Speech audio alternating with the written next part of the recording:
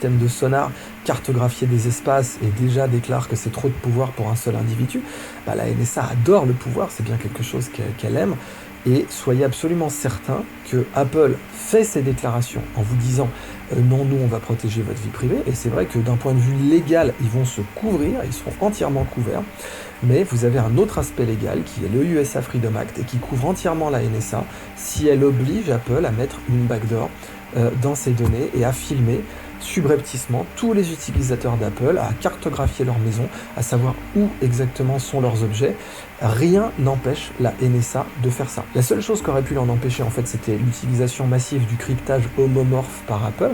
Le cryptage homomorphe permet à Apple d'avoir des modèles de ces données sans pouvoir les partager à la NSA, même si elle lui demande, même si la NSA lui colle une injonction.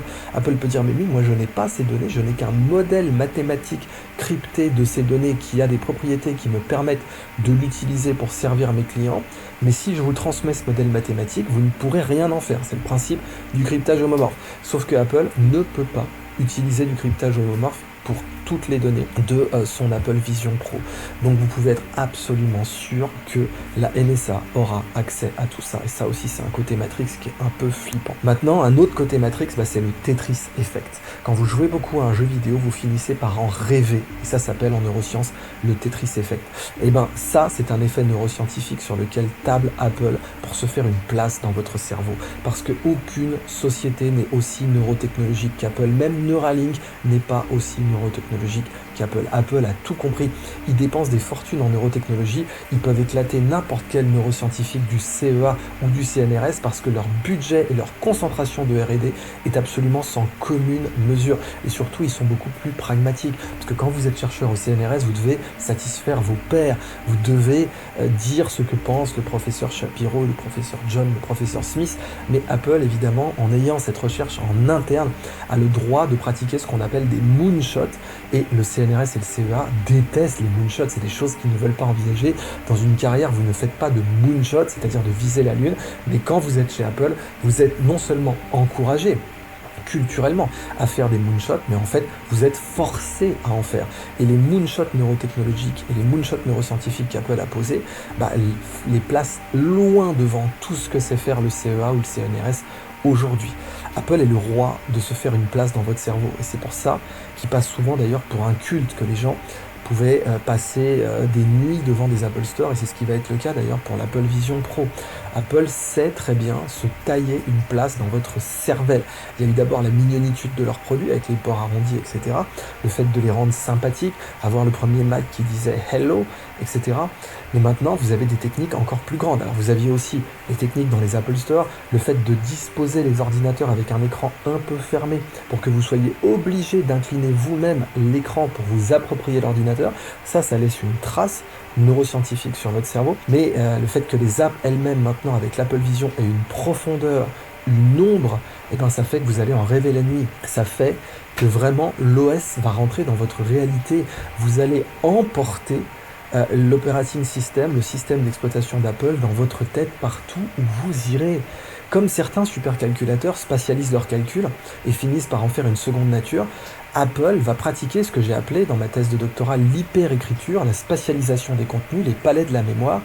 Et Apple, en fait, va installer son OS dans votre cerveau sans même vous mettre une puce, sans même rentrer un fil dans votre cerveau. Apple va installer culturellement son OS dans votre cerveau. Partout où vous irez, quand vous verrez une chaise, quand vous verrez un meuble, quand vous verrez un mur, vous verrez une opportunité de projeter une application Apple dessus. Et ça, évidemment, ça paraît complètement spectaculaire, exceptionnel, et ça l'est, mais c'est aussi une menace culturelle absolument dramatique, parce que vous comprenez bien que Apple va rentrer dans votre culture, dans votre façon de penser, en fait. Et j'insiste, partout où vous irez, ce sera comme une seconde nature de dire « Ah là, j'aurais pu projeter une app, j'aurais pu projeter un écran ». Et le fait même que les fenêtres, que les apps, que les écrans projetables aient une ombre et une représentation physique, ça fait que l'Apple Vision va devenir une extension de votre corps. Et c'est ce que Steve Jobs avait parfaitement compris. Quand on perd son téléphone, déjà, on a l'impression d'avoir été amputé. Et bien, quand vous n'utiliserez pas l'Apple Vision, vous aurez l'impression d'avoir été amputé. Et c'est ça qui est grave, en fait. C'est ça le côté Matrix. C'est que ça va devenir nécessaire pour vous. Vous vous sentirez nu, et vous vous sentirez même nul, en fait, plus que nul, quand vous ne porterez pas votre Apple Vision. Parce que c'est ça l'idée de la réalité augmentée. C'est-à-dire que vous vous sentirez diminué quand vous n'aurez pas cette interface. Ça, c'est ultra puissant pour Apple. Ça va mener un niveau de dépendance encore plus grand entre les utilisateurs et Apple. Si vous ajoutez à ça le fait que la NSA aura accès à toutes ces données, vous imaginez les conséquences. Mais en fait, vous vous sentirez limité quand vous n'aurez pas votre Apple Vision. Et c'est là-dessus qu'Apple a parié avec sa neuroergonomie de masse pour vous rendre dépendant. Parce que quand on perd donc son téléphone, eh ben, on a déjà ce sentiment de limitation. Donc en conclusion, il faut se rappeler ce qu'avait dit Alan Kay.